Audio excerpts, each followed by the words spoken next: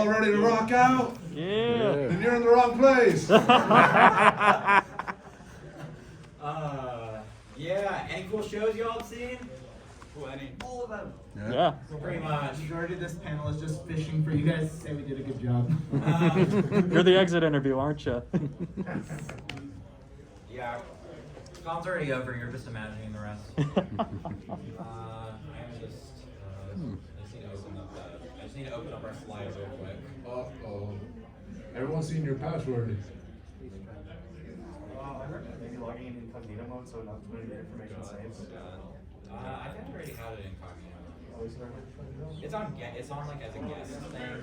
I'm gonna like be logging on. I'm very sure to log in. I'll still use Do you know which mixer turns on this mic? Or which mixer not? I do not know the answer. I'm here to see if Austin left his phone. Is this phone? Is it not any of yours? It's not mine. This is a lot of Discord notifications. That's probably Austin. Yay, Austin's phone! Give it up for Austin and Sarah. Come back to my panel tomorrow morning about Genshin Impact.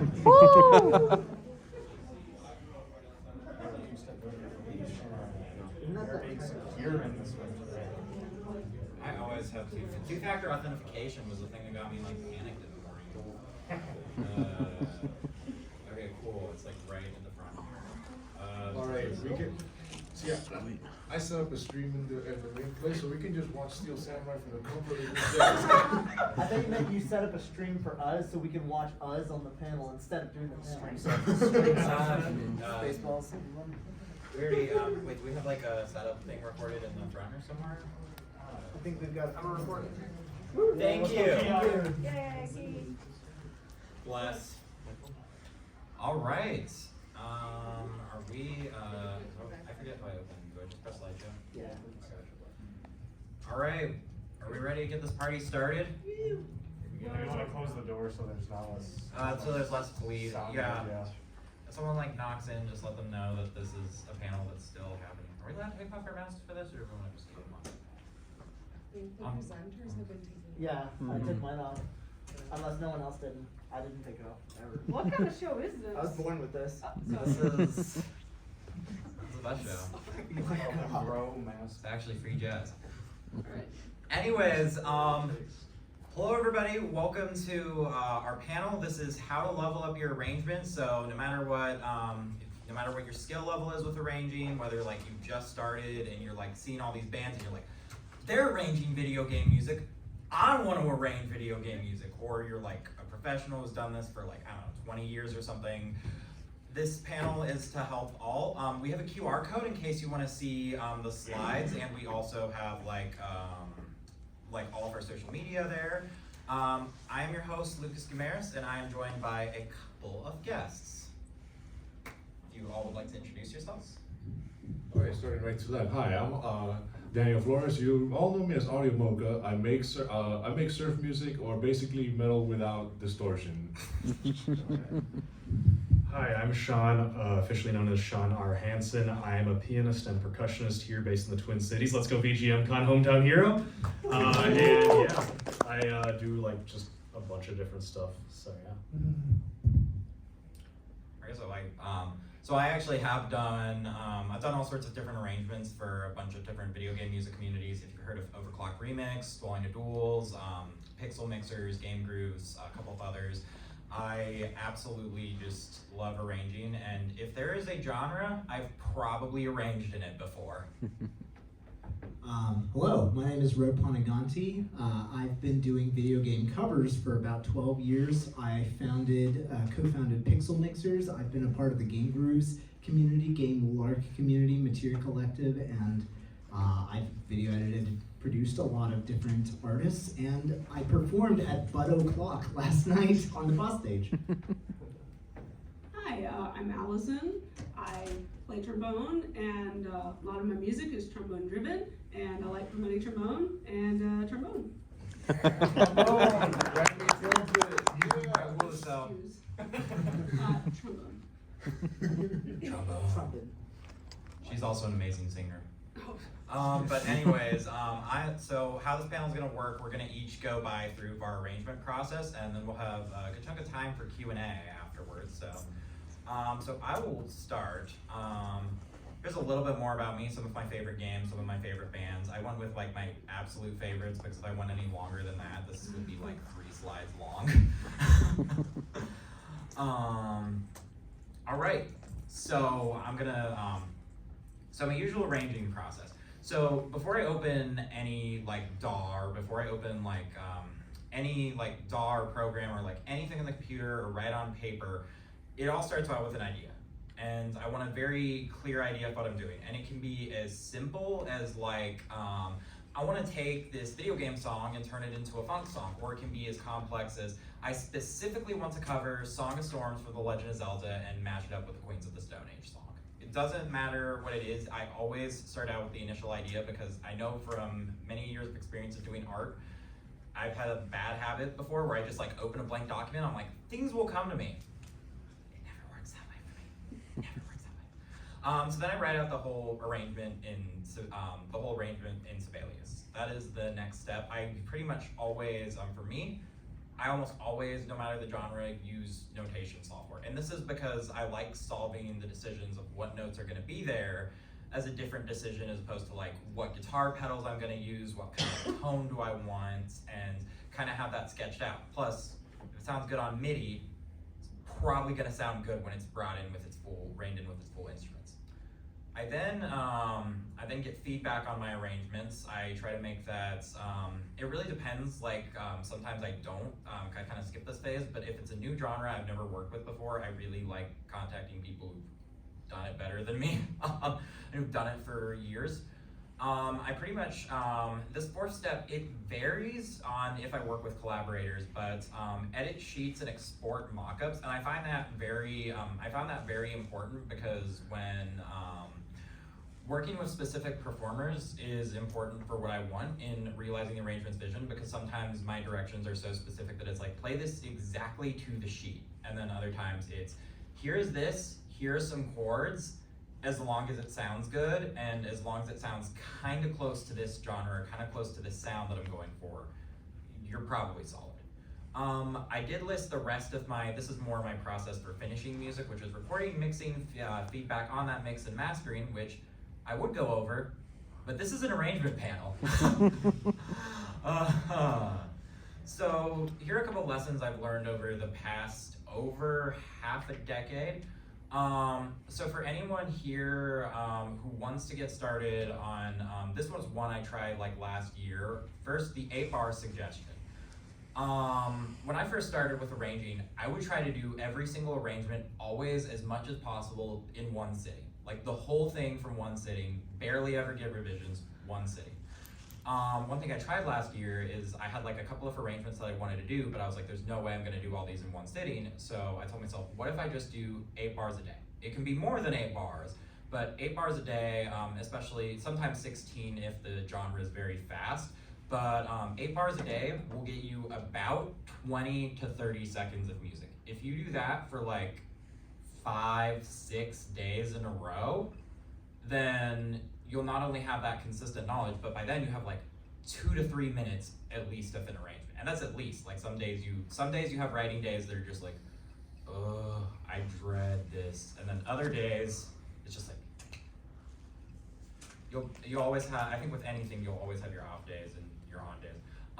Don't be afraid to stray from the original. I'll probably talk about this more in Q&A, but so a lot of video game, I mean this as like zero offense to the original songs, but for a lot of video game music, it's all written, like, it's very much written to loop indefinitely. But when we're making arrangements, we want to be thinking about it as a full song form, so like beginning, middle, and end. So never be afraid to stray from the original in service of that. And people will stick with you as long as you keep enough and as long as you hope in them to trust. One of my secrets I've had for a while is like, have as like close as you can get for it, and then have a bit where you drift away, and then bring that back at the end. Because people, as long as you have their trust from the beginning and you don't start it out with like, I don't know, 2 minutes of free jazz before you get in a Song of Storms, you're probably good. This kind of ties into the previous point, but take things from your favorite songs. If you hear something and you're like, that kicks butt, you can kind of like take things and apply them to your arrangement, whether it's like the dynamic structure, the general form, and those. Kind of ties into the previous points too, but do your homework or research. This is includes not just asking for feedback, but if you are trying something like new or even something that you already know, there is so much, even just in the past year, I have seen so much more music knowledge crop up. I am probably not close enough to the mic, I'm sorry. I'm not used to hearing my voice this loud. I already come from a loud family. So doing your homework, I find, is really important on that, to hit that style authentically. And sometimes it takes a little bit more time to get that arrangement out, but that final polish, or even just having a second ear to just confirm this is good, is nice. And also ties into having other people review your arrangement. The more it kind of ties the more you nail down in the arrangement phase, the less you have to worry about later. Because it's like a sketch, or it's like something else. Like if you're making a cooking recipe and you mess the whole thing up, but like the recipe was broken from the beginning, that's just doomed. But if you do it, if you maybe mess up a phase later, maybe you can go back and fix it. Cooking was probably not the best analogy. No. It was too good. I appreciate it. And finally, never be afraid to ask questions. Like, I definitely, when I started out in the video game music spaces, I was definitely afraid at first. And now I've gotten to the kind of other extreme where I'm like always trying to see like who I can ask, because the worst thing you're gonna get from people is a no. And there are people, talent here that is like experience from everything, from like big band to EDM to classic rock to like psychedelic rock to like huge orchestras to making a song arrangement that's just a solo trumpet. That was me. Arrangement that was yes, literally just a trumpet. So yeah, and now we will move on to. I didn't know a second. I forgot about these slides. All right, so I just absolutely filled this with a bunch of my favorite games. Well, I'm just gonna go ahead and say the first one, Legend of Zelda. I thought I wouldn't like it. I got it on a GameCube demo. The whole 4-game disc. I was gonna sell it for Super Mario Sunshine. I'm glad I didn't make that mistake, because Mario Sunshine is at best okay. Anyway. I also listed as a few of my favorite bands. First one is my favorite surf band, which, if you're interested in checking out surf rock, I would definitely recommend them, because they're a bit closer to metal or punk than you would think surf rock is like. So, yeah, let's go ahead. Let's just go ahead and move on. How to arrange a VGM? Repeat the loop twice. Guitar solo. Do it once again. You're done. Go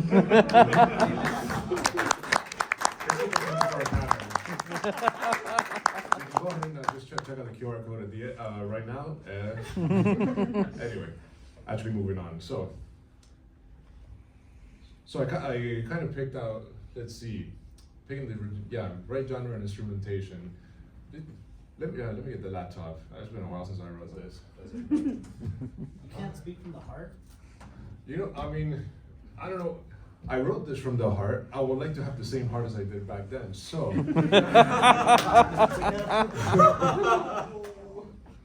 all right. So, I mean, there's a whole picking the right genre and instrumentation. So, I tend to be, somewhat picky about what to arrange a specific song in, because some things, like in my case, I feel like, oh, this wouldn't really work as a regular surf song, but I might be able to syncopate it in a way that works really well in a Latin way. So one of the first questions that I put here is like, does the song have a really sparse melody? Like, is it just pretty simple? You know, nothing but whole notes. It moves kind of slow.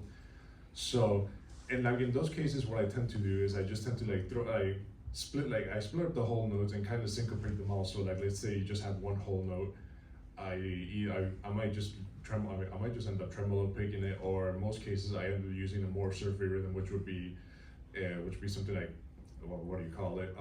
Eighth note, quarter note, eighth note, and then 3/8 notes, kind of finish it off. So something kind of like this. So I don't know if y'all can see this.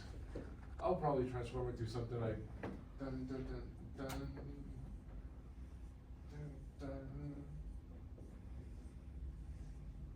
One of the most common rhythms in surf.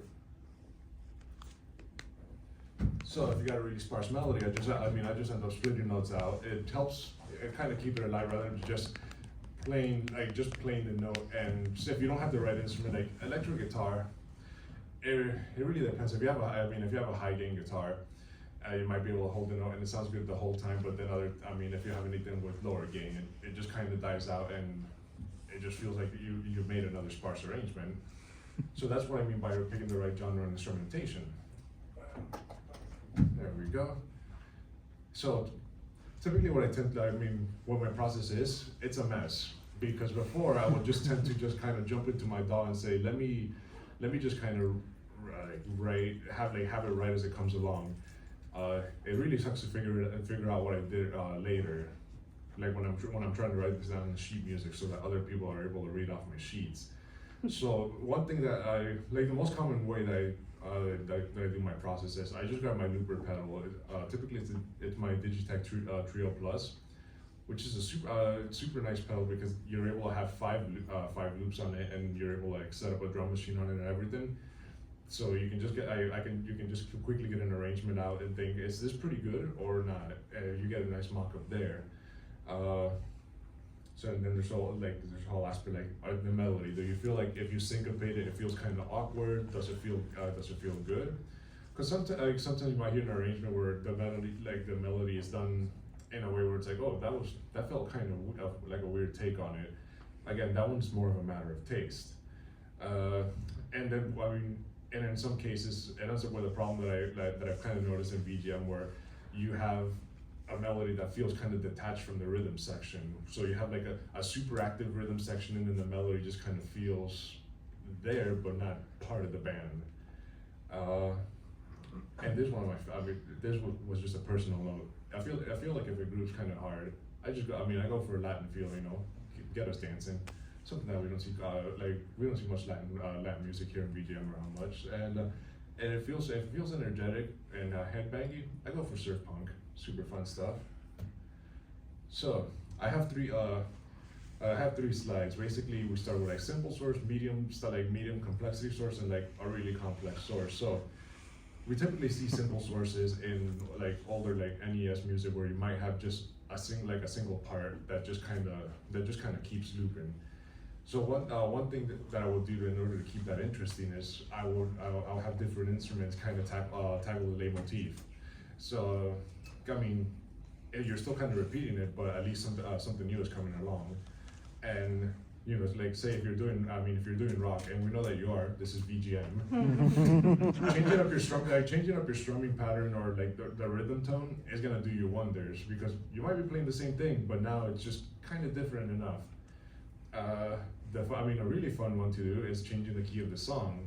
So one of the common ways, and there's no shame in doing this. I know some people have an aversion to it of like just kicking it up one single semitone, maybe two. Definitely do it that way. It adds a nice amount of tension and punch. So that's one approach that I like to do. Personally, my favorite way has been like just change it to the key of the fifth of the first key. And this one is kind of one that I've been wanting to try out, making a new melody using negative harmony. But that's, I'll let smarter people talk about that one. It's just something that I've been trying to learn to do myself. And now the next two are just kind of like the Mimi suggestions, but maybe they'll have to get some mileage out of them. If you need a bridge, you can just palm mute the melody at halftime. And then once again, the other way is you do the melody once, 40-minute guitar solo, you're problems in town. So next up is, what if you have a more complex source? You have a song with an A and B, maybe even a C.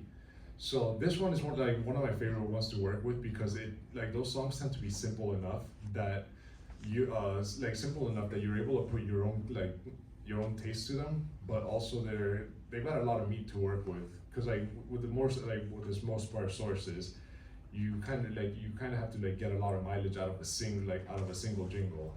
That's pretty tough.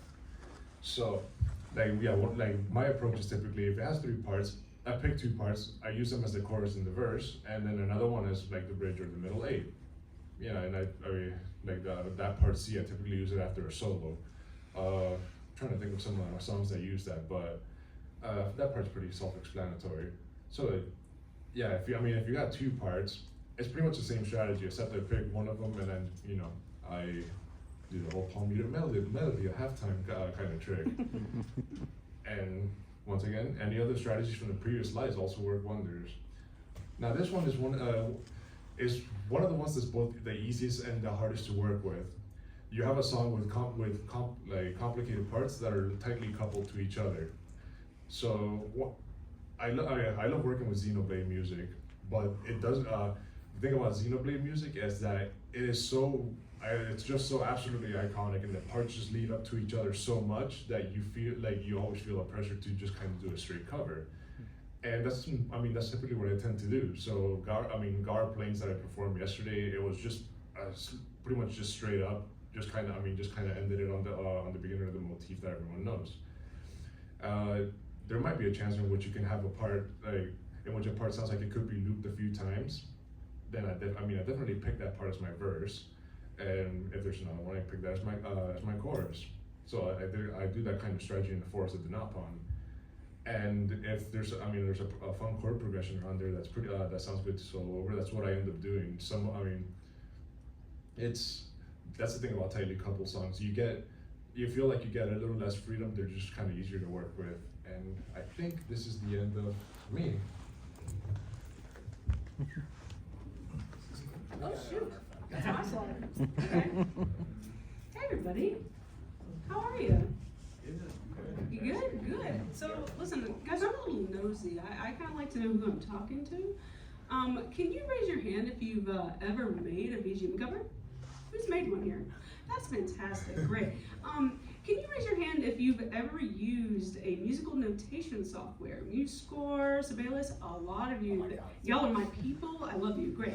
How many of you have ever collaborated with someone else? Anybody? A good few. That's good. Awesome. Okay. It was good seeing you. Bye. So hello, my name is Alison Martin Trombone of the Alison Martin Trombone Company. I play the trombone, as you know, and yeah, I've got some games that I enjoy and some musician people that I like. Mostly I thought of this in terms of what's influenced me in music making. So a lot of this like Kingdom Hearts, Human Born, yeah.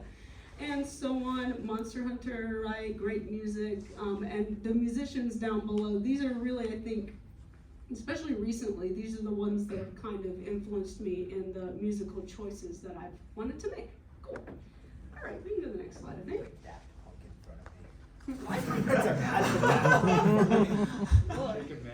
We don't get them back. Hey, so please ignore the cat. Look, he wants you to look at him. Don't. He's just a cat, okay? Don't pay attention to him. All right.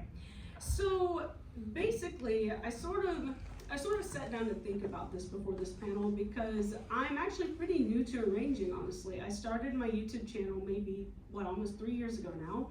I had no idea what I was doing. I just played the trombone.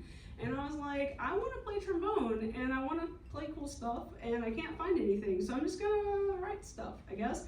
So these past 3 years have really been me learning how to arrange, not just for my own playing, but now for other people and other genres. So I've been on this like spiritual journey here, you know what I'm saying? So these are just a few of the questions I like to ask myself before I really dig into something. Okay, so first one is, what do I like? That's easy. So I kind of like to think artists, songs, albums I've recently been into, stuff like that. I hear stuff, it's kind of like Lucas said before, if you hear something in a song, you're like, that's dope, I want that. That's a really great way to get started. You know, I did a song not too long ago with the trombone line that played da, da, da, da, da, and I realized, I was like, that's Key and Peele. What? Why did I do that?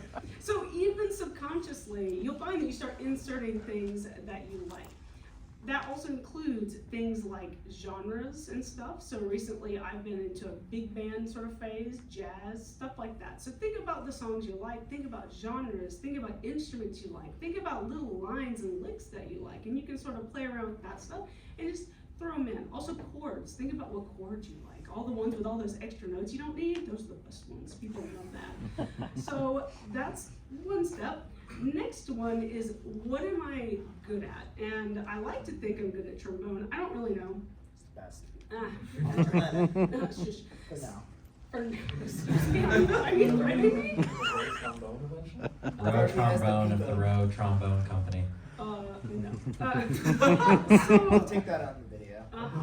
So what am I good at? So for me personally, like I like to think I'm good at trombone, and then arrangement wise, one thing I've found, like looking at my own arranging, is I really like rhythmic interplay. I like when one part goes do do do, and then the other part goes do do do. And when you put them together, it's do-do-do-do-do-do. I love stuff like that, where it interlocks like puzzle pieces. That's a thing I really enjoy doing, and I think it's something I'm pretty good at, so I like to include that a lot in my music. I like faster songs, I'm usually better at those, so I kind of start from there, and if I want to stretch a little bit from that, or deviate a little as I go, then I can make those decisions. The third thing is kind of what I did at the beginning, which is keep it the same. So if you're just starting out arranging, I like, trombone player, the first way to get people interested is to play something no one cares about or has done. Do that. But when I first started out, I did a lot of arranging of just, okay, I have this whole orchestra and I have 5 of me. I'm gonna take every single part from this orchestra and I'm gonna write it down verbatim and I'm gonna play it on the trombone because screw all of you, I can do what I want, and trombone's gonna do that. I was a little spiteful. So, but there is a kind of unique kind of level up in that, right? Because who would take a trombone and play 3 violin parts? Nobody. So there's a kind of uniqueness in that, right? So sometimes keeping it exactly the same, but with something unconventional like a kazoo or a trombone or something else, that in itself can be unique. You can also change it up.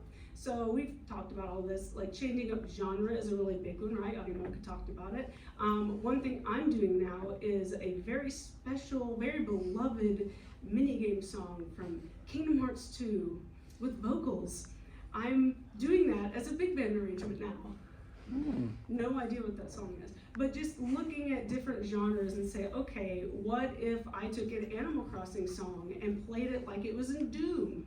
Or what if I took a Doom song and played it like it's in Animal Crossing? Just that in itself. Yeah, so like just genre swapping can be great. Genre mashing up can be great. You can do both, right? So just taking that kind of stuff and changing it can be really useful. And I think I have a few more bullet points. Yes.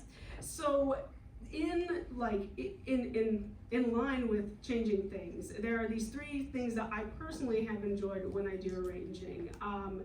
Meter changes is my biggest one. I don't know why I put it second, that's dumb. Meter change is the first one, because a lot of stuff I find is just basic 4 beats a measure, dun, dun, dun, dun, dun, dun. So what I like to do is every other measure or so, I just take a beat and I'm like, you suck, I don't need you.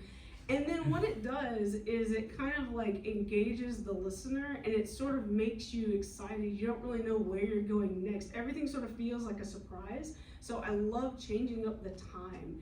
And sometimes not even knowing where the beat went. Doing stuff like that can really take your arrangement and make it something special. So meter changing is great. Bassline and melody is also really great. Sometimes I'll do the melody first because that's usually straight from the game, and then I'll write a bass line and just listen to the 2 of them by themselves, almost like they're a duet.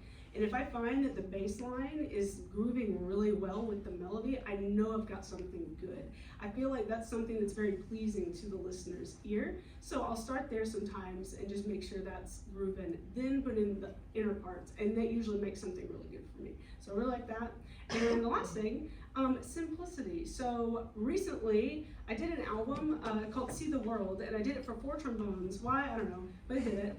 And one thing I actually did a lot in some of the songs I did, it was about 12 songs, I actually took 2 parts and split them one way, and the other 2 parts and went the other way. And 2 players were playing the same exact part in octaves. The other 2 were playing another same part in octaves. So it basically became a duet at that time. Sometimes you can use simplicity in your arrangement to be kind of a focal point. It has more impact when you slow things down, simplify things. So I definitely like experimenting with texture, how thick an arrangement is. You can make some really big moments by either putting in lots of new things or taking everything out and just having one hard-hitting moment. And the very last thing is really the most important to me. Do I like what I made? Is this awesome to me? Am I gonna put this in my car and listen to it? That's important, because if I don't think it's awesome to me, I don't think anyone else is going to enjoy it. So when I'm making music, I really am making it with the intention of me putting it on my own Spotify, because I'm just like that, and just enjoying it and saying, yeah, like, that's dope, I like that. And that's pretty much it, I think, yeah. Did you look at the cat? You didn't, right? Good. Hi, I'm Sean, and I'm a pianist and percussionist, like I said, and my favorite games are Pokemon, especially the Mystery Dungeon series. There we go. Pro tip, if you want to troll me on Twitter, just ask me how the soundtrack licensing of Mystery Dungeon is, and I will be very sad. It hurts every day. I'm a big fan of Xenoblade, Life is Strange in Mario Galaxy, Witcher 3. My favorite artists, so like in my background, I'm primarily like a jazz and fusion pianist, and more of like symphonic percussion, kind of everything except drum set. Do not ask me for drum set. That's not going well. Like especially like Japanese artists like Jizu, Gekko Tokage Parade, T Square, Cassiopeia, but including a lot of other Western artists, and of course other genres like metal, pop, rock, a lot of things. So for my day job, I work an office job, so that means I get to listen to a lot of music while I work. And so that means a lot of my arrangements are inspired by that same music I'm listening to. I like to call it flavor of the month in that sense. So if I'm listening to something, I'm like, wait, I like that. Now let's do this. And since I'm a pianist, I always write everything on a keyboard. Like my standard setup is my standard setup has my computer in here, and I've got my keyboard here. I normally use my left hand for that because even though I'm right-handed, I just usually just mess things up on the left hand. And that's way I can keep track of the melody, weird licks and phrases, the chords. For example, if I'm writing something with just chord changes, I can play the chords in real time to see what they sound like by an actual human, as opposed to just the MIDI whole note that sounds like crap 99% of the time. I also like to write everything out in sheet music form. I use Music primarily, and I don't even touch my DAW until I'm ready to record and mix. I love to include quotes and references to other songs, both VGM and non-VGM alike. I think, everybody else kind of said they also do the same kind of thing. I'm a firm believer that all sound is useful in the right context. So that can include lots of bowed percussion. I love bowing things, so like vibraphones, glockenspiels, cymbals, get the weird creepy sounds that come from horror movies. Bowed cymbal, bowed gong, very cool sound. As well as unorthodox instruments. So I've used compressed air. In a recent project, I had this flimsy cutting board that I and it was cool. It was cool. And not yet. I don't always know what the arrangement sounds completed in my head. I prefer to just get started and let it unravel itself over time. And so that way things can be kind of fluid, and then I can also listen back did that work out? No, it didn't. Okay, fix that. And then I also just love co-editing with people, so I'm always down. Next one. So I'm gonna do a little deep dive into my arrangement of Kingdom of Uriah from Xenoblade 2, which I did last July, because it basically exemplifies every single point. So it started off with, I was listening to Jizu's album Garden at work in July, and so then I was thinking of Kingdom of Uriah, which for those who don't know, it's a very open, expansive, aquatic atmosphere thing. Da, da, da, da, da, da. You get the idea. So I was like, what if we took that, made it fast, and in 10/8? And so I just like, I'm gonna go for it, and I went for it. I've attached the first 2 pages of the sheet music score. If you can see that, how I detail things. I always lead with two bars of emptiness, just so there's a click. I got all the instruments there, any written notes for the players to read. It is a collab. The funny thing here is that when I sent the demo / concept to Yusuf, he's like, "You got my attention with 10/8." Also, shout out to Nico, who's playing in 6 performances this weekend. That man is a monster. And then Alejandro on guitars. And towards the end of the song, I was like, "Okay, I'm having trouble finishing this. How will I finish it? You will know our names." Yeah, so I just ripped it off and plugged it right in there, and it ended up working better than I expected. So hey, so that's good. Next one. So now I'll go into my collaborative process with everything. So almost every single one of my projects is collabs in some way. I joke I don't know how to do solo projects sometimes. And I also I graduated in 2021, so I am a child by VGM standards. When I was in college, I actually co-founded a jazz band dedicated to game music. There with my friend and bassist Ryan Briggs. He's in the green suspenders right there. That photo was taken last week because they actually had their second concert there. And arranging for a virtual setting versus a live setting, there's similar things and there's different things.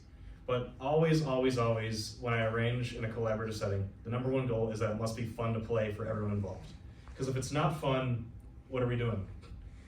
Another thing, accessibility, both in terms of playability / difficulty and instrumentation, as well as, for example, some people don't read sheet music, and so I try to accommodate that by like providing MIDI and other things. Next point, accommodation. So giving people long deadlines, giving people clear sheets, MIDI, backing tracks, click tracks. Basically provide everything they can to be successful in their preferred environment. I love adapting to a different style / genre / necessary. So a good example of the jazz ensemble at Michigan Tech, for example, Big Blue from F-Zero, like bump, ba-dum, bump. It's very fast and wild, especially at the very end, like the triplets actually, I can't even sing it that fast, it's that fast. So we're just like, this is not playable by a human, so we're gonna slow it down, make it funk, so like yeah, much better, and it jams, so it was great. And always listen to feedback and comments from your collaborators. During my final semester of college, I started taking alto sax lessons, and that's how I found out that not all keys are created equally for wind players. I have some apologizing to do. So I was like, okay, but so usually I'll try to get people drafts and demos, and then if they have something, okay, that doesn't work out exactly ergonomically, so I'll be like, okay, let's try to compromise. I want this idea, but I want to make it actually doable. And then sometimes, for example, like most bass and drum parts, I'll be like, okay, here's a guideline, improvise as necessary, go wild, have fun. And yeah, that basically sums up everything I do. Alrighty, I want to leave time for Q&A, so I'm going to be as brief as I can, but as a first introduction slide, you can look at some of the things I like. I listed more music than games because I like non-video game music more than video game music, and I'm leaving tomorrow, so I'm safe. But truly, I think the point of my slides will truly be that one of the most important things that has led to whatever successes I've gotten is how much I love the guitar and metal and my influences, and how a love of video games, yes, but also a love of the musical aspect is what's helped me with arranging. Here's a quick question. How many people in here who have made covers have licensed and sold them or put them on streaming or anything of that nature? A lot less. Really? When? Me? So one of the things I want to point out when it comes to my musical history with VGM is I've been doing the videos for 12 years, and for the longest time, YouTube was my actual destination for growth. I wanted to make it here so I could play on stage. So truly, this has been kind of a dream come true in that case. But I wanted my arrangements to be the vehicle for that, to show off how good I am at electric guitar, not at bass, I can't play drums that well. And even production, I started out with awful mixes, which in the metal community, to me, honestly, that's the most important thing. If you have very good production and you're in tune, everything else already is like at that much higher a bar. So I'm a very sellout-y kind of person in that. I just want this to be a good product. And yes, that does mean it's musically going to be great and people will enjoy it. But also, yeah, go ahead. No. So when it comes to arranging things, I'll think very critically about what's necessary and what's not necessary. I've made 15 or 16, I don't know how many albums now. They're always like concept albums. That's where I try to showcase musical influences, so sound design. That's produced by you.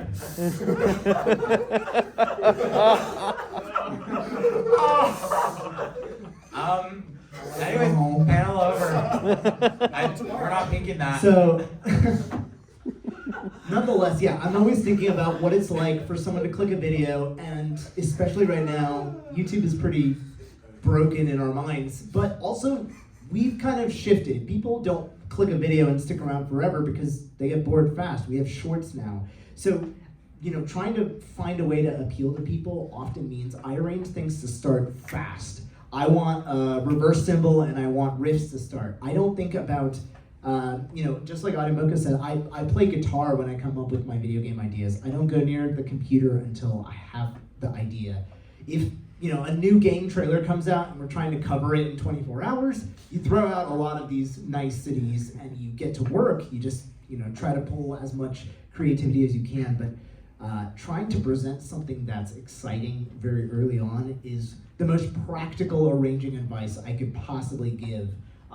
Another thing, of course, is influences. So we kind of sped by them. I didn't list them out, but I've been listening to classic rock since I was a kid, 80s, 70s metal, Pink Floyd, things like that. And obviously, a lot more people know me for metal now. So we're talking Metallica, Dream Theater, modern bands like Periphery and Tesseract. And all of these different things come through the musicality and how I write riffs instead of, okay, da da da da da da da da da da da.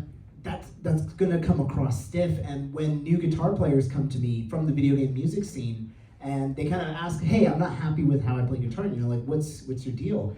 The biggest commonality I find in guitar players who aren't happy with where they're at, again, it's a subjective measure, is they only listen to video game music. And a lot of video game music is not written on guitars. Unless we're talking Sonic Adventure and Hades and even, JRPGs, those are the ones that might have, guitar playing where you can start to see the da-da-da-da-dwee, all these bends and all these hammer-ons and tapping and these other techniques. So, the way to make interesting arrangements is also going to be utilizing other influences and taking advantage of all the history that comes with guitars. As I said, when you have deadlines or you're trying to be practical as an arranger, I have a bag of tricks. AudioMocha's got all the right things. You go through the main section of a song, you repeat it with a guitar solo instead of your melody. You can change a key. It worked for Backstreet Boys. It works for you. And you invent these. You don't get them the first cover you make or the 10th cover you made. I've been doing this 12 years and I've made too many covers. And the tricks started, only after I'd done it a few times, made a few silly things, covered Glover 64. And you end up learning more about what you like. Another really great aspect has been if you want to play live or on streams, you kind of have to arrange things that you're going to like to play. And as I noticed, when I would play some harder songs like Ganondorf Battle from Ocarina of Time, I didn't like counting to 23. Not everything translates. So, there's a lot of considerations when it comes to arranging that'll make you happy, that'll make you either, successful from a monetary or even video point of view. And, everything for me always comes down to albums where I get to bring in concepts or themes. I made an Undertale album called Fallen Hero. It's 24 tracks, and every single track glues into the next one. It's just like the game. You really don't have a point at Undertale when you can stop unless you died 100 times on genocide route, then you should stop. But these are all ideas I just pulled from Pink Floyd's The Wall, from Between the Buried and Me's Coma Ecliptic, like all of these different things that exist, yes, outside of the video game sphere, have every right to be pulled in, and that's where you can be really artistic as well. Again, nobody listens to albums anymore, so that's not great advice either. But if you were to, I highly recommend considering all these different things from outside video game music just as much as from video game music. And that's all I have to say about that. All right, so we have a little bit of extra time for Q&A because the next panel after us was canceled. So let's get some hands raised. Anyone got any questions? Yes. This is for Rogue. So, as a fellow metal guitar player that also does composition and is into albums, I have been struggling with figuring out how to get my production sounding good. What have you learned over the years that you could share?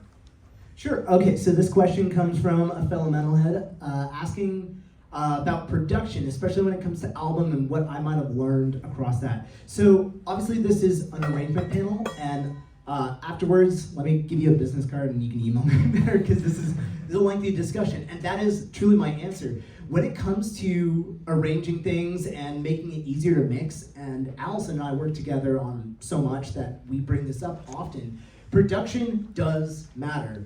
It doesn't mean that you have to have the best produced thing and then you play it poorly, because no one's going to want that either. But everything from taking advantage of your resources around you, learning how to listen for different things in your mix, arranging things that will be easier and simpler to mix, all come together to make a better product. For me right now, the best mixer I personally know that I want to mix all my things, but I don't have anywhere near enough money that he deserves, is 16 in Mono. He's mixed a lot of video game stuff as well as a lot of things for Jonathan Young, Caleb Hiles, a lot of fantastic friends of mine who are YouTube singers and all. And what he did was every once in a while he would have a song that he liked from a band and he would just listen to the drums and kind of, how do I match that with what I have?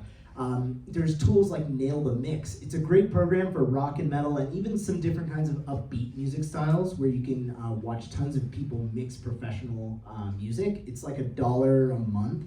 Obviously on YouTube, there's a lot of free videos as well. The video game community currently does not have one comprehensive production guide I can share, but one other example that I can pull, Lucas was on an album that I produced called VGM is Not a Genre. It's a parody of Periphery's Gent is Not a Genre. For everyone else in the audience, this is just a metal band who were kind of playing off of this subgenre. But we basically made a metal album together, and I mixed all 8 people's tracks. We had tracks from Longest Solo Ever, Trey Watson, from Lucas, from myself, and the way we worked to make that production good was honestly just sharing, hey, I'd like the parts written out this way, I'd like bass guitar this way, and I basically used a lot of these different YouTube videos that I pulled, and because we had this simplified arrangement that actually borrowed quite well from a Periphery song, we knew ahead of time what the end result would be, and once it came to mixing, it's not like it took 20 hours. It took me 1 hour of just kind of knowing what I want and the directions to get there. That's as much as I think I should say on an arrangement panel, but I am passionate about this, and thank you for the question. It is actually a good question. Any other questions we've got? You first in the blue jacket. All right. So obviously, a major part of arranging a piece, that's the start. The second half is sort of getting the rights to the piece. What recommendations do you have in order to do that? Do you mean by getting the legal rights to the piece? You're talking about licensing? Yes, licensing, but also the sort of what's better, licensing it or doing the illegal thing and just doing it for fun? We cannot say the illegal thing, but we can. Can I talk to you after the panel? I'll give you a link to a YouTube video. Yeah, that's gonna be the best. There's several. This panel's actually been done. There's a different panel on that called what was the exact name of it? It was done at MagFest. It was done at MagFest. Game groups, and it wasn't called licensing an album, but I forget. There's a panel that was run run at MagFest, and it was also run at VGM together that will get you started. And Ro has an entire video on sound drop that kind of goes out of the scope of this panel. And plus, if there's something that isn't licensable but you want to cover it anyways, you can. You just can't make money off of it. Mystery Dungeon. You can't give it away on Bandcamp for free either. Not in ways that we can mention here. Please don't sue us, Nintendo. All right, other hands. Yes. All right, so Sean mentioned not knowing what the finished product will sound like. What about having the general idea of what the finished product in your head, and then as you go on, the product sounds less and less like the idea you had in your head? Yeah, Sets in? yeah, I've definitely been there before. Where so sometimes I'll be like, okay, I've got an intro decided, and I've got like the big 8-measure section. I'm like, then I get to that section, like, what do I go from here? So that's when I'll usually try to like think back, try to listen to as much of different music, especially good stuff that like you want similar stuff. Like I'm currently working on a Latin jazz arrangement, so I've been listening to a lot of like mambo specifically, like a lot of Cuban influence. So I'm trying to listen to a bunch of that. So I'm like, okay, I like that piano section because mambo piano. Then I'll just be like, okay, I like that idea here. I don't exactly like that here, but I kind of can see it. So I'll try to like adapt it and just work through it, as well as talk through things with other people, because there's a lot of different people out there who specialize in different things, different instruments. That kind of answers your question. Sorry, can I chime in just very quickly, just to add on that? So I've had that happen several times where I'll start a thing, I'm like, this is awesome, and then I start it, I'm like, this is garbage. So there's kind of 3 things I've done with that. So the first one is sometimes I really have just scrapped things. I'm like, I'm not feeling this. It's just not really what I envisioned, and I just put it on the back burner. If I come back, I come back. The second thing is, this is going in a really weird direction, but okay, it's snarky puppy now, fine. And then I just kind of go with it. And then the third option is kind of like the Cuphead method, where like if you're trying to beat a boss on Cuphead and it's just being a real jerk, and you're like, eh. So you just put the game down and you sleep for 2 days, and then you come back and beat him on the first try. I kind of do that approach too. I'll just set things down. I'm like, I'm gonna take a week and I'm just not gonna think about it. And then I'm gonna come back and try again. And sometimes that will give me fresh ears where I can hear a little bit better what's happening, or do it in a different way where I can go from there. So yeah, 3 approaches. Drop it forever, drop it for a week, or just go with it. It also depends, just to interject real quick, it also depends on what goal you have. Like if you have a specific goal in mind and I'm like, this is not working at all, I usually try contacting like an expert at the style, an expert at the instrument, or something else. Sometimes I get to the point where the entire song is done and it didn't sound like quite like what I expected, but that's kind of what viewing things in retrospect is for. I have a really good example of this. I've ripped off, for 2 of Game Grooves' ska albums, I ripped off Streetlight Manifesto, and each time I get it, like I get some parts wrong, but I've been getting closer to the writing. So one example I've learned about Streetlight Manifesto's horn writing, for context, they have bari sax, alto sax, tenor sax, trumpet, and trombone. You do not write most of their parts. If you want to sound like Streetlight Manifesto, you don't write most of their parts in unison. Sometimes in some of those songs, the horns, all 5 horns, this is pretty much very uncommon, are all completely doing different things. And I learned that kind of like after the fact. It's very similar, like to put an example from drawing, like sometimes when you draw, they say one of the best things you can do is use a reference and like learn from your reference, and you're going to kind of keep going through that process. So that's just a natural thing where you're gonna notice, even on the VGM is Not a Genre album, I had a specific Periphery song, Garden in the Bones, that I mashed up with Dire Dire Docks. And as I was going through, like later on, my ears realized, oh, Periphery doesn't do things the way I thought I heard the first time. They do it the way I heard it the 20th time. So it's kind of embrace some level of being wrong, because again, like I was with Streetlight Manifesto's horn section for years, wrong. And they're one of my favorite bands. Hope that helps answer. Any other questions? We can get to a couple more. Yes, in the back. But as someone who is interested in creating arrangements for a group of remote musicians to record their parts, but has never... We're all thankfully pretty good at that. I've never done a project like that. I was wondering if y'all had any like tips or best practices. I know Sean kind of touched on this about collaborate sort of Okay. parts, but also like things you might run into Yeah, so, okay, I'll do a little bit of selling out here. So, upcoming Pixel Mixers album for Xenoblade 1, I am doing Beyond the Sky, which is the credits theme, which has 62 people on it. Full orchestra, plus rhythm section, plus choir.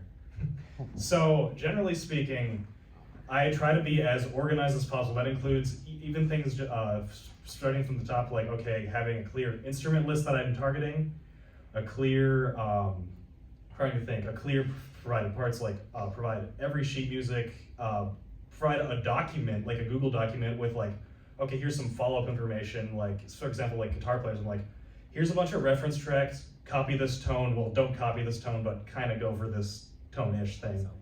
Yeah, you guys appreciate that. Trying to think what else. Click tracks both with the instrument, or like a full demo with the instrument and without that instrument in, so that way they're not hearing the demo while they're playing with themselves. Along with themselves. Yeah. You're welcome. Sorry. Jump into it too with like a smaller collab first. So my very first VGM collab was for an old Materia collective album, and it had 10 musicians on it, which was probably not a great idea for my very first one. But I learned a lot from that process. I think it's kind of communicating, because the thing that you miss compared to, there are definitely a lot of benefits I found to doing everything remotely, but one of the key things I've missed is you can't like improvise ideas in person. So a lot of that is either up to you or up to who you're arranging with. Another thing that can definitely be fun is find some sort of co-writer or something. Some of the times I've had the most fun arranging is when I get someone else to bounce ideas off of. Like, this was later in the, this was like after the stems were sent off to Roe for the Dire Docs one, but like I was able to talk with him and bounce off ideas. Like, I'm like, hey, I don't think this is working. And then he's like, yeah, I don't think this is working either. We can try, because we had like a synth lead for like 4 minutes straight, and it was just a synth lead. And it's like, what if we just try putting in some guitar, and what if we try this? And that worked. Another one where it was like straight from the very beginning is I did, it's a mirrored duet arrangement of Terra's theme, which means that the sheet music one way, if you flip it down the other way, that's the other part. So it's like you read it from that way. And it was very much less creative arranging and more like Sudoku is how I describe it. Since every time you're writing the note at the beginning on the tenor sax, you were also writing the note at the end on the trumpet, and so on for the rest of the arrangement. But I worked with Tesori for like, we just kind of bounced parts back and forth, kind of bounced ideas off of each other for like what was working and what wasn't. So even just like co-arranging, whether it's like full co-arranging or just something really small, I found can like help alleviate that. Like, you can't get those in-person vibes. Like, you can't find out immediately if something you wrote is impossible. But yeah. And I mentioned earlier, but provide a long time, like long deadline. So they don't be like, hey, I need this recorded tomorrow. You're not gonna make a lot of friends like that. They're like, excuse me? You're gonna get a lot of no's. Yeah, so just try to be as accommodating as possible. And if they have, like I said, take feedback. If they have something that they're like, okay, this isn't really doable, try to accommodate them and make things adapt as necessary. If I can chime like one sentence, sometimes it's okay to say no to arrangements if you don't feel comfortable playing it, or if it's impossible as well. I think last year I told Ali, like, a lot of people were excited because I own sitars and I started using them, and I got reached out to by a lot of people, and every single arrangement was extremely unidiomatic and or borderline culturally appropriative and terrible. And I suggested in return, hey, could I play this on electric guitar instead and utilize some fusion things? And I also suggested, hey, could I rewrite this part? And the only time I have lent my sitar to someone was the time that they were willing to take feedback. And if you've ever heard of a video called Line Them Up Paper Mario Project, I worked with one of the best damn arrangers ever, Laura Antrevia, who kindly let me play guitar and sitar on that any way I liked. And that working collaboration, the thing Sean said about timelines, it's like respect, the most important part of collaboration. Because like we said, we're all fans of VGM. We're here to have fun in the end, so yeah. And make money. Money. So Sean, I think. could I have time to make that Latin guitar track that you needed? That's for a PM deadline, so that's a little bit more set in stone. How unaccommodating. Well, I already have another rhythm guitarist lined up, so if they drop out and you really want to play something, And 27. again, just embrace the learning experience. Remember, I wrote a Streetlight Manifesto sound-alikes twice, and they didn't sound quite like it. I think we'll do one more question. Green. Question more pointed towards Alison here is, for a fellow wind player here, what advice do you have for single voice, single instrument arranging? Ooh, that's a really good question. So when I first started doing arrangements, I definitely just, I did 12 trombone parts. I basically wrote things like a trombone choir, and I had the melody kind of go across different parts, which I thought was neat. If you wanted something more like a solo instrument over something else, you could also do that. I've done a solo part over, say, 4 or 5 other trombones with their, traditional ooh and doing nothing else chords. I've done trombones over stuff like keys, traditional rhythm sections. I've had brass choirs with a solo over other brass instruments doing a choir. So really, I guess it depends on the genre, and it depends on what kind of vibe you're looking for. And for me, I find that if I do a traditional solo trombone just the whole time over something, the entire song, it can be engaging, but you'd have to be really good at it, and I find it kind of seems samey after a while. So yeah, you could do any of those options. Oh, and Rose got some business cards if you want some. Did that kind of answer your question? Awesome, thanks. We had promos. Oh, we had promos. There was real quick. Well, I guess we'll do the reel of promo. We're gonna do a reel of quick promos. 3 of the slides were not updated with album art, so I apologize to everyone on this panel who is not Sean. That's because Sean didn't have an album promo. I'm sorry, Sean, I couldn't screw Sean, up. do you want to make an album? Your deadline is 1 day. I don't have time. You're at VGMCON. What else are you doing? You've got nothing but. I can hit the bongos twice. Yes, perfect. That'll be. All right. Wait, 3 times if it's guard playing. All right. We'll do quick ones. So first off, some Game Grooves albums. Speaking of VGM is not a genre. Would you like to? Sure. So raise your hand if you know what Game Grooves is. Yeah. Okay, very cool. So obviously Game Grooves is a community run by my dear friend Alan Brash, who is not here. So in his absence, it's mine now. we have this weird tradition where I make up puns that could be really good album names. Link 182, anybody? And last year we did a joke album. We were joking we were going to do a Glover 64 album. We did it. So this year I decided to do something marketable. So this is a very heavy metal, prog metal tribute to Gent, which is kind of like a little silly subgenre of extra artsy music. And you can check it out on Bandcamp, fully licensed, as well as another beautiful thing. Do you want me to talk about Limit Breaker? I didn't do anything on it. I can talk about Limit Breaker. So there is, Game Grooves has released before a Scario Kart, a ska tribute to Mario Kart 64, and they're coming out with their second ska album, Limit Breaker, a ska tribute to Final Fantasy VII, out April 21st. So literally less than a week now. There's I think 4 or 5 tracks available. One of mine, so someone had to drop out from One Winged Angel, and I ended up getting that track. If you want to ever hear what it's Sublime mixed with One Winged Angel sounds like, I have answered the question nobody has ever dared to ask. There was stuff, I listened to it like recently again after like a couple months, and I'm like, there's stuff I threw in this arrangement that even I didn't remember. I also covered Arif's theme, and that's where the second time I go for that Streetlight Manifesto sound was, which I got a lot closer than my first attempt. And there's a bunch of other covers on it. There's like a good chunk of ska bands on it. Ian Martin does a couple of covers on it. It's gonna be 14 tracks. It's gonna be pretty sick. And also, this is the first time I'm announcing this, but I have an EP coming out on 420.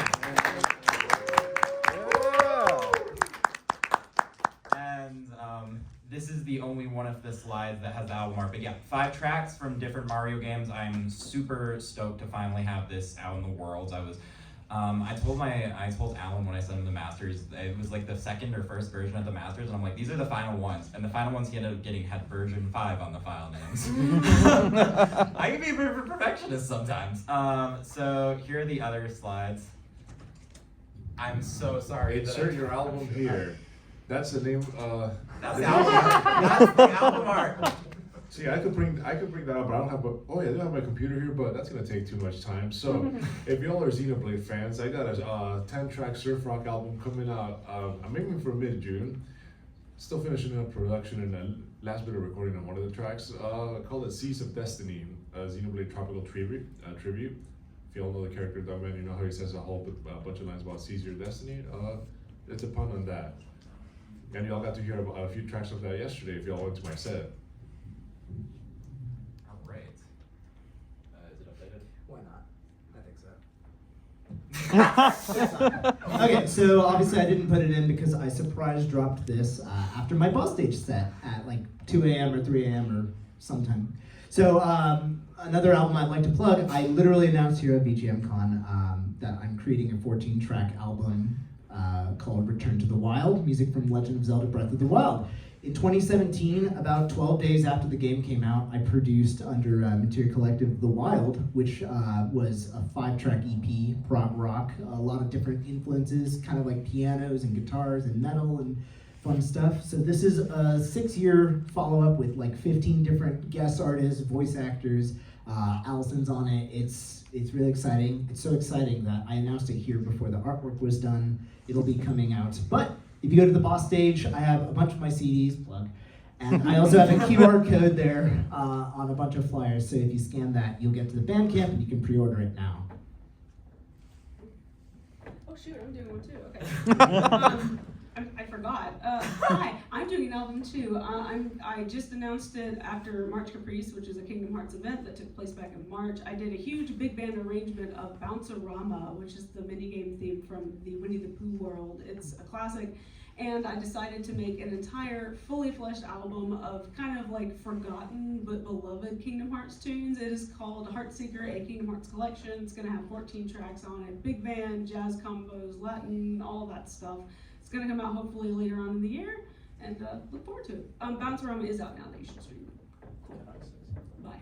Sure, go for it. I don't have to plug anything of my own, but on Bandcamp, buy things on May 5th. That is Bandcamp Friday. So support people on Bandcamp Friday. It's a great way to support your favorite artists and friends. You can support AudioMocha, Row, and Game Grooves on Bandcamp Friday.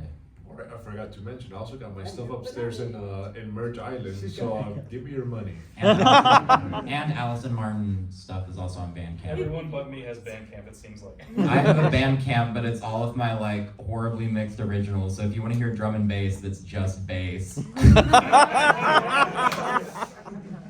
I will revisit my Bandcamp. So basically, bass featuring drums. All right, so a very final thing. We have gone way over time, but thankful that is the blessing of the thank you other panel afterwards for being canceled. So we're gonna do a quick thing. This is where we're gonna rapid fire come up with just arrangement ideas. Mocha, starting with you. Whoa, Just what? anything. Rapid. Oh, okay.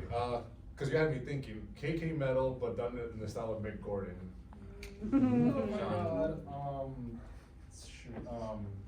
Let's do, oh my gosh, Pokemon Mystery, let's do, I was thinking, yes, I thought of a lot of like, Mount Steel from Pokemon Mystery Dungeon, Bluish Team, but with like marching style indoor percussion. Xenoblade mixed with Blue Oyster Cult. Paper Cuts, metal Paper Mario album. Nobody told me we were doing this. We should have had you in the group chat. Kingdom Hearts tribute to the deep cuts. Halo as a barbershop quartet. Ooh. See, I need that. Give some. Normally I would have. Anyone in the audience got any quick ones? You.